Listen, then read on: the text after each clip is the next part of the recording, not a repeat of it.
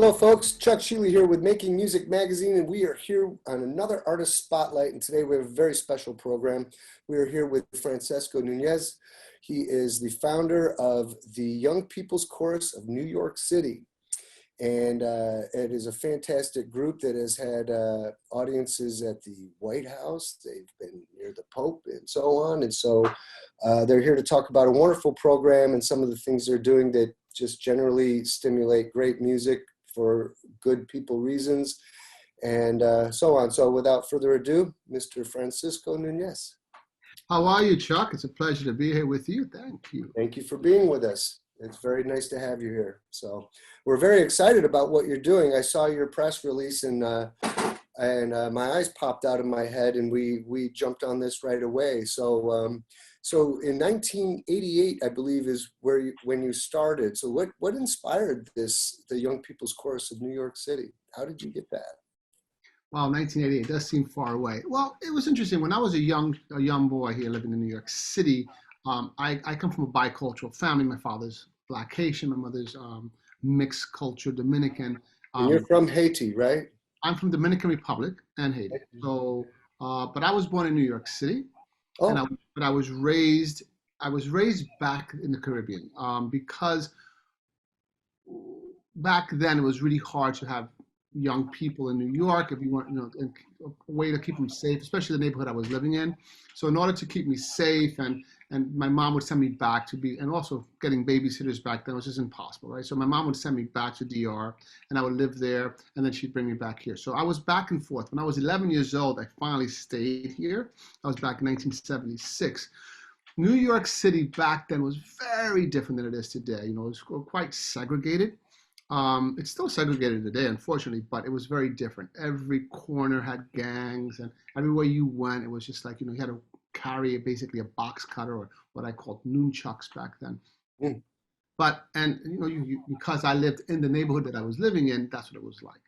But the one thing that was able to keep me off the streets, besides great mom and dad, even though they were very, very much working class, working in factories, trying to keep us, living.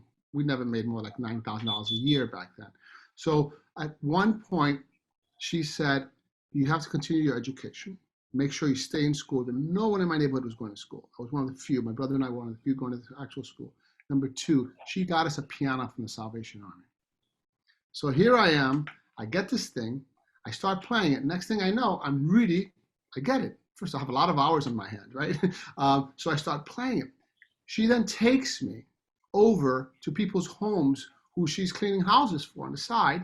And she's saying, here my kids play. So I'm here, they go, your kid is actually pretty amazing. So then I got piano lessons. And what ended up happening is I was able to open up a whole new world by going to people's homes, had huge apartments and doorman buildings, and had fresh baked cookies smell everywhere. And I was like, I love this. And then I met their children, and I did competitions, and I would win, I would play, and they respected who I was. Even though my name was Francisco José Nuñéz Marmolejos, they respected me at that point. And I said, when I graduate from college, I want to create an organization that will bring children of very diverse backgrounds. It doesn't matter how much money you have. Find children that want to work hard. Bring them together and learn about yourself, about learning through others. So the idea of diversity was from the very beginning. That's the main reason I did this. Then diversity back then was not, for my family, it was not so much of a color thing, because my family was so multicultural in the way we looked. I'm a white Latino. My father was African, well, not African American, was Afro-Haitian man, and my mother was mixed. So color was never a thing for us. It was more about social, economic, and religious backgrounds. So I wanted to make sure that these children were coming from all aspects of New York City, from those that were considered low asset or disadvantaged in some way because of where they lived, and those that had a lot. Because I believe back then, which is now 33 years, if you bring these young people together, they will learn from each other and learn that they have so much that they can do together. And when they do it together, much more will be created, not less. So that's the concept of YPC. Awesome. Thank you so much for doing that. I mean, I personally I love you, man. I love it when people do things like this for that exact reason. And this is exactly what I'm trying to emulate in my own life. So I personally thank you. That means a lot to me. How have you sustained it so long? I mean, you've been going for, like you said, 33 years. How does that's a success in every way. What's your secret? There are no secrets. I think it's just called hard work and determination. My mom, my dad died when I was very young, so he was in the picture at the very beginning. Then I lost him. So my mom was a real, hard worker, and my family, they believe in that. So we believe in not stopping till it's actually done. That's number one. You got to make sure once you get a mission, you follow through on that mission, and no one will get in your way. Number two, it's the amazing people around you. The whole Say that idea, again. the amazing people around you, the Oh, yes. inspiration you do. We can't do anything alone. We try, but we need people around us. We need someone like you, Chuck, that tells our story in the world, and people listen to it. So what happened is I was able to garner attention from amazing New Yorkers that said, let's do this together, creating the community of children came first, then their parents. Then from there, we got all different kinds of attention. The reason it worked is people could not believe that I was bringing these children together. At the very beginning, by the way, it was very difficult. The way it started, I went to an organization called the Children's Aid Society. The Children's Aid Society is one of the oldest not-for-profit organizations in the United States of America. They came out of what's called they started the Orphan Train program, which during the Civil War, they would send children who lost their parents in the cities out to the Midwest to be adopted. So it's controversial in many ways, but they started that whole idea. Then it became much more of a social service agency like the Boys and Girls Clubs of America. They were really one of the founders of that concept. So here I am at Children's Aid Society in New York City, and I'm in charge of working with many thousands of children and keep them after school, teach them how to do, keep them busy until the parents can pick them up and maybe do their homework. I said, let's teach you music instead. That was a different concept, and people started to pay attention to it. Why did it become so popular? The idea of bringing these two classes of people, 3, 4, 5, 6 different types of young children together and showing the city what is possible through the sounds and sights of our young people. That is what I think people start to love. Wow, it's possible to have diversity and it be excellent. And that's what we started to do. People then started to come over and say, let's do more of that. And that's how it became successful.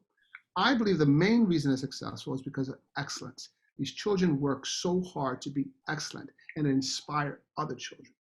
Today, back then I started with 9 children in the choir. Today we have actively over 2,000 children that meet, even now Wow. in COVID.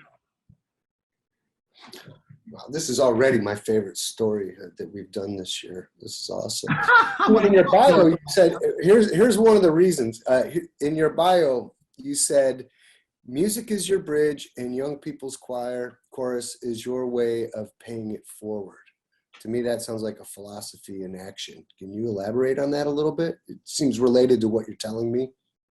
I can see you have a Fender t-shirt. Is that a sweatshirt? Is that true? Yep. Well, Today I got Fender on. so you must be a musician as well. And Yes, so, sir. okay, good. Long time. The most important part of a song is the hook, right? We got to get that perfect hook that gets us right there. And it means what it means. It hooks you on, right? Music is the hook. When you have children that have very little in their lives because the neighborhood is not offering as much, they're willing to give so much to an incredible adult or young person that's willing to give them, whether it be a tutor, a teacher, and all kinds of teachers, right? Or a mentor. We have to hook these young people to something that comes naturally to them. And the voice, you're born with your voice. So if I can hook the children through singing, that is just a pathway of opening up a world of options and a world of opportunity that they never knew existed because their neighborhood kept them closed in. Music is the hook. Excellence is the bridge. but the end result is the education, which will then take them out of poverty. That is if you're one side. But if you're coming from another side where maybe you have a lot going on for you, music is still the hook. Friendship is what keeps you coming. But what is the opportunity? Knowing that the world is bigger than who you are. And how can you participate to be a great citizen? That's what that means. That bridge is our children growing, and we're creating a basis of what we can give them. Outstanding.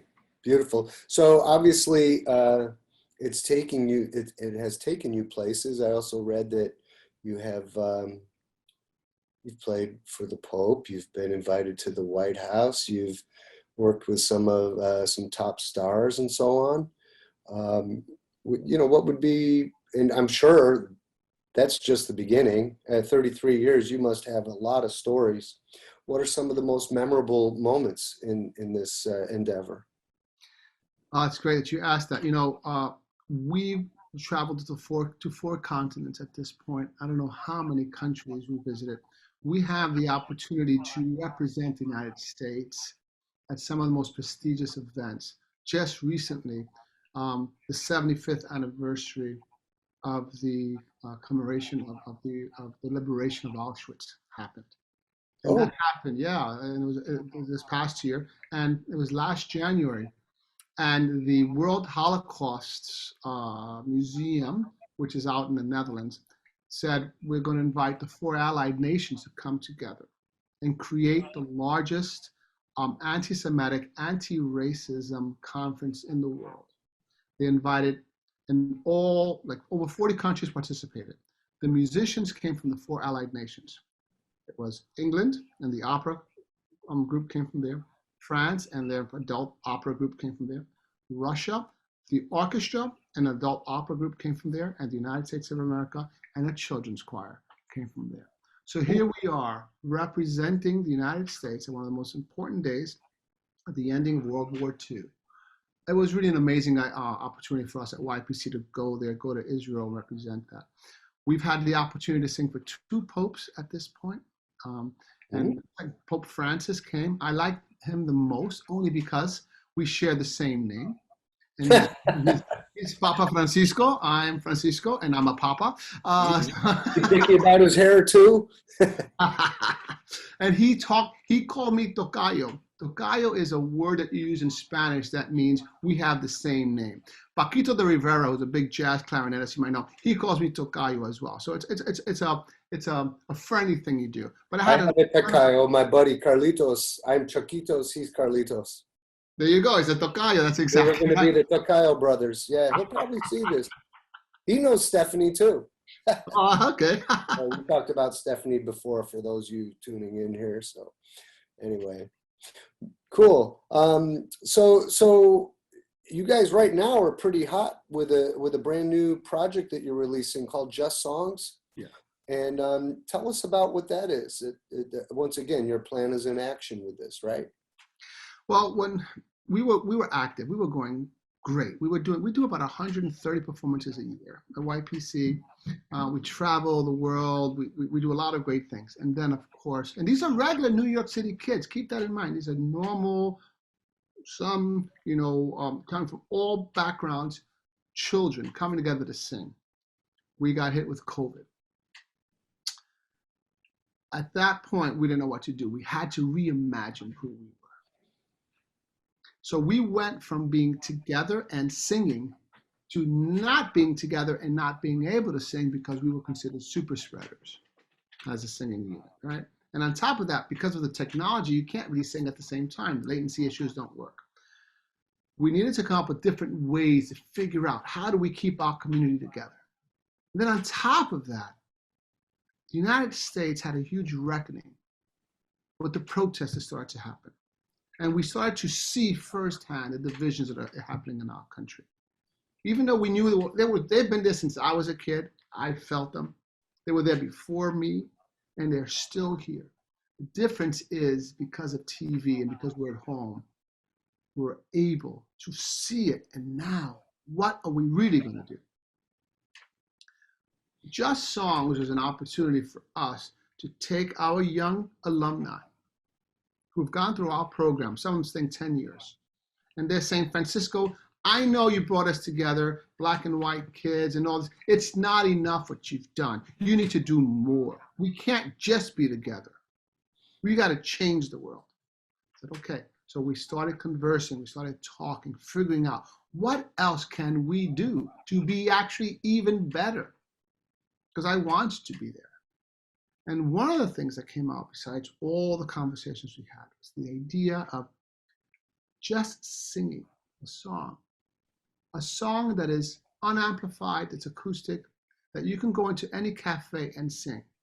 It's just a song, so that our little children, our young children, our 8, 9, 10, 11, 12-year-olds can see, says, I want to sing that song. So they had to make it cool enough for them to sing it. And the reason it's called Just Song is because I wanted to just be a song that we sang. But the concept of justice has to be in there. But I wanted it to be something that was relating to a young child. Not a hashtag, but something very specific to what you feel as an adult, young adult today, and what you think our children should be singing about. So 2 things. Has to be amazingly cool enough that a young person wants to sing it again. And number 2, it should be something that hits our hearts and helps us to understand. I went to some amazing alumni, many of them first-time songwriters. I just knew they were incredible human beings. And number 2, some were emerging songwriters. And they started to bring in these concepts. And if you listen to the lyrics, they're all about something personal to them that can relate to young people. So Just Songs Unplugged is the alumni singing the song to elevate the mind of a young child, as well as just be cool enough to sing it. The next one is Amplified, where we're going to come back and we're going to do choral arrangements, and our young people will sing the exact same song in a very different cover version. And that is what Just Songs sing, bringing this intergenerational thing of young adults and very young children and telling the world it's a new way, it's a new normal, and we have to pay attention to everything. Listen to our voices, and let's pave a new path. That is just absolutely great news to hear, especially during these times. Everybody's wondering what to do, and there are very few people, not very few people, but some of us kind of know what to do and lead the way. So I really appreciate everything you do this way. I think more of this in the world, you know, we need more of this. So really, again, thank you. I'm not just saying it to be weird. I've been doing this my whole life, and it's very refreshing to hear about music and stuff being used in such a useful way, other than just for one's affirmations and, you know, all that stuff. So thank you so much, Francisco. Tell our readers where we can find you, you know, to see what you're doing or become involved or so on. Absolutely. Well, we're on the Upper West Side here in New York City. So come on down when COVID is over. We are online at ypc.org, Young People's Chorus organization, right? You can find us on Spotify. The Just Songs album is out. There are 7 songs. We have our second set of songs being written right now. I'll give you a little top secret. Elizabeth and the Catapult. I don't know if you know Elizabeth Zeman. She's an amazing indie artist. She's one of our alumni. She's writing a song right now for us, as well as some other amazing people. So stay tuned for that. You can find our work on Apple Music. Go to ypc.org. And if you go to our YouTube page, subscribe, you'll get these things coming up. That'll be the best thing to do. Just recently on Facebook, we had a cover of the Pentatonics that we did, Hallelujah, Leonard Cohen's Hallelujah. We're up to over 3 million views at this point. Help us get to 10 million views. Please go to Facebook or go to YouTube and like us, subscribe. Fantastic. Yeah, I'll go there right after this. I've been through some of it, but I'll probably be busy all next week with it. Anyway, folks, if you're having a good time, make sure you visit Francisco and the Young People's Choir of New York City, and make sure you hit the like button here, subscribe to our YouTube, check out all our social media channels. We're everywhere all the time. Keep practicing, keep playing music, and have a great day. Take care.